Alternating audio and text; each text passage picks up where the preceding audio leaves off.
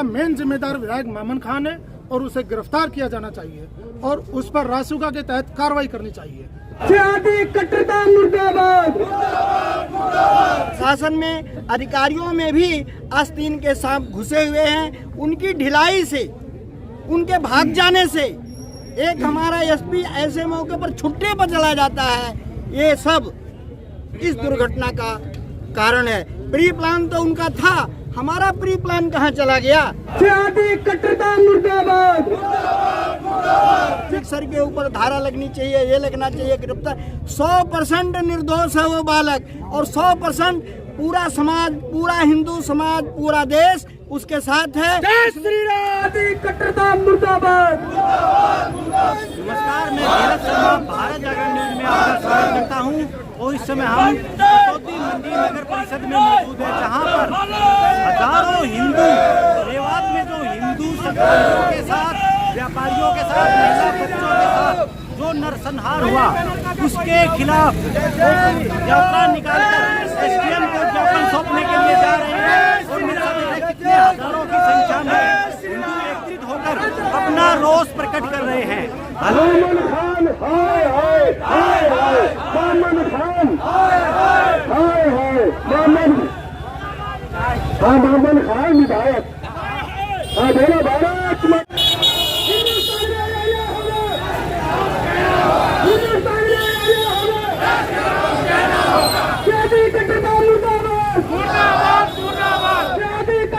जय श्री राम। कट्टरता मुर्दाबाद। कट्टरता मुर्दाबाद। कट्टरता मुर्दाबाद। जो हमसे टकराएगा, जो हमसे टकराएगा, जो हमसे टकराएगा, कट्टरता मुर्दाबाद।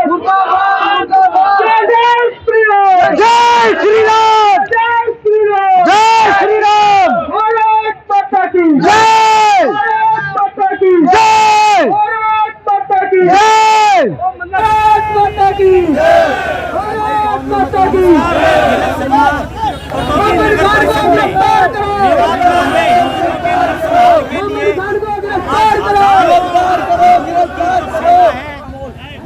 ज्ञापन के लिए एसडीएम ज्ञापन के गिरफ्तार करो।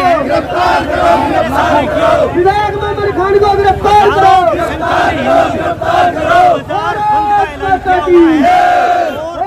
छोटे सदर से लेके मेन बाजार तानाशाही गुंडागर्दी, तानाशाही गुंडागर्दी, भारत माता की, सनातन धर्म की, हिंदू धर्म की गुंडागर्दी, गुंडागर्दी, तानाशाही, तानाशाही, बोलो भारत माता की, सनातन धर्म की।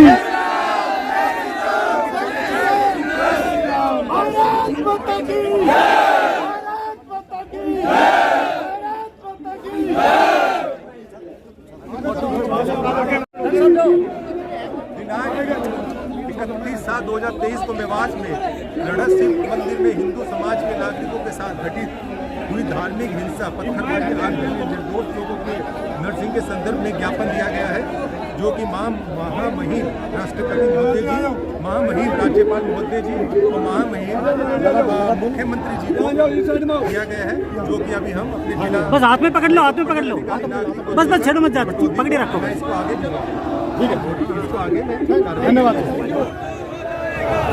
कट्टरता मुर्दाबाद।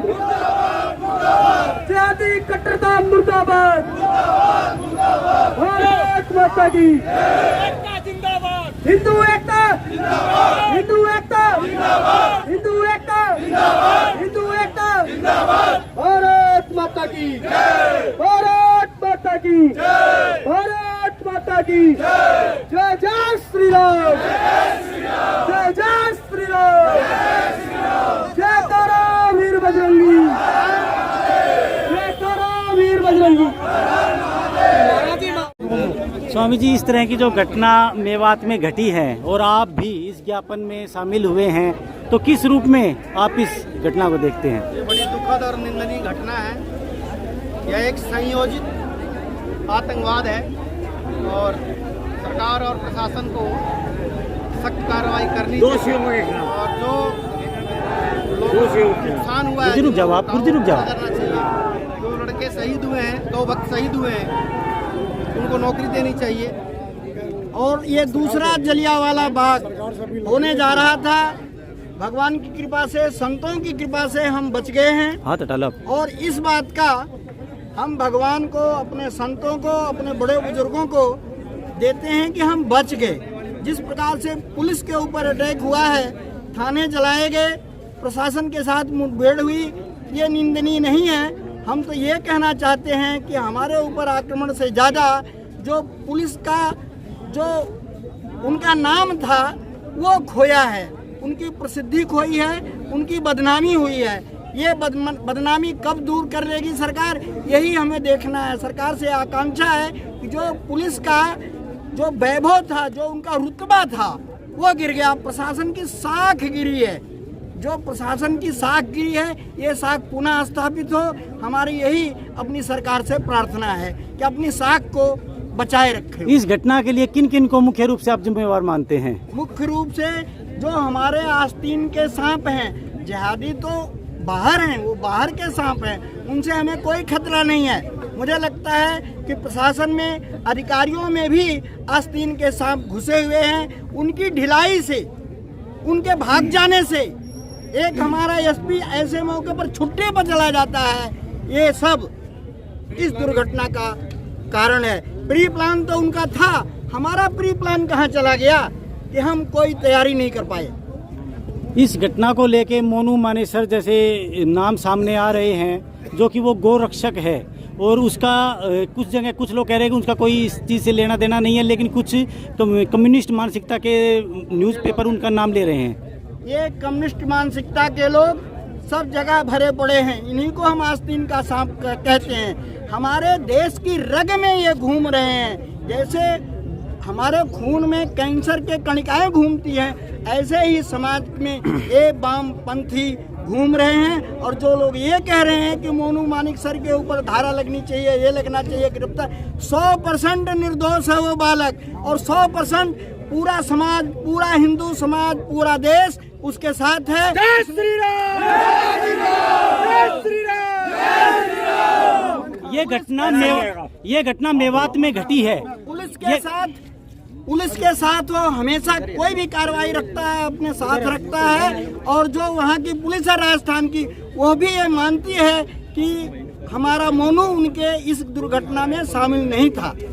मेवात की घटना के बाद पटौदी की संवेदनशीलता को आप किस रूप में देखते हैं? पटौदी एक संवेदनशील जगह है। पटौदी बारूद के ढेर पर खड़ा है, जैसे मेवात खड़ा है, जैसे नूह खड़ा है। पता नहीं मेरे अधिकारियों को वो दिखता है कि नहीं दिखता है। यहाँ बाहर के लोग, कई बार हमने सरकार से कहा कि जो बाहर के लोग यहाँ रह रहे हैं, जो अनआइडेंटिफाइड हैं, जिनका कि पता नहीं वे कौन लोग हैं, कोई रेहड़ी पर आम बेच रहा है, प्रशासन समझता है कि एक गरीब मजदूर है। मैं ये मानता हूँ वो रोहिंग्या है, वो एक बारूद है, कभी भी फट सकता है। सरकार से हमने कई बार कहा, हमने अपराधी दे दिया, अपराधी ने अपराध मान लिया कि मैं उस पर मूतता हकता हूँ फलों के ऊपर। उसने कहा है, उसने पुलिस से बात कही है और पुलिस ने कोई कार्रवाई नहीं की। हम पुलिस के साथ कब तक कंधा से कंधा मिलाएंगे, हमारी समझ के बाहर है। सरकार बिल्कुल कोई कार्रवाई नहीं कर रही है इन हरामियों के साथ, इन जिहादियों के साथ किसी प्रकार का कोई एक्शन नहीं हो रहा है। अक्सर ऐसा देखा जाता है कि जब इस तरह की कोई घटना दूसरे इलाके में होती है तो पटौदी से कुछ जो मुस्लिम हैं वो यहाँ से चले जाते हैं। तो आप इसे उनका डर देखते हैं या उनकी मदद के लिए वो जाते हैं, इस रूप में देखते हैं? वो चले इसलिए जाते हैं, वो बुलाए जाते हैं। यहाँ कोई अपने आप नहीं आता, वो प्लानिंग के थ्रू यहाँ की जो जनसंख्या का डेमोग्राफी है उसके बिगाड़ने का प्रयास किया जा रहा है। आज नहीं तो कुछ दिनों बाद यह पटौदी नूह जैसा होगा, ऐसा हमारा विचार है। क्या कहना चाहेंगे? ये घटना मैं तो कहूँगा निंदनीय तो है ही है, साथ में ही हमारे हिंदू लोगों को इस घटना को देखते हुए जागृत भी होना चाहिए। और जो आरोप लगा रहे हैं, आपने कुछ देर पहले मिश्रा जी से जो प्रश्न किया था कि मोनू मानेसर का, मोनू मानेसर तो इन लोगों को जानबूझकर बनाया गया एक टारगेट है। इस घटना का मेन जिम्मेदार अगर कोई है तो वो विधायक मामन खान है, जिसने घटना से एक दिन पहले भी ट्वीट किया था कि आओ कोई मेवात में, हम देखते हैं कौन आएगा और करो जो तुम लोग कर रहे हो, मैं तुम्हारे साथ हूँ। एक विधायक ऐसी बात कह सकता है?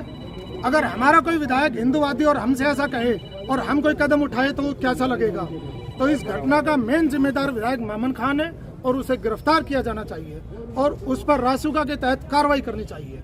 मेरा प्रशासन से बीच बीच में इस तरह की भावनाएं आती है कि हमारी सरकार पराई सरकार, तो मेवात की घटना को देखने के बाद ये भ्रम मिट गया है या भी बरकरार है? नहीं, ये भ्रम हमारा अगर आप सत्य पूछो तो बहुत पहले ही मिट गया था।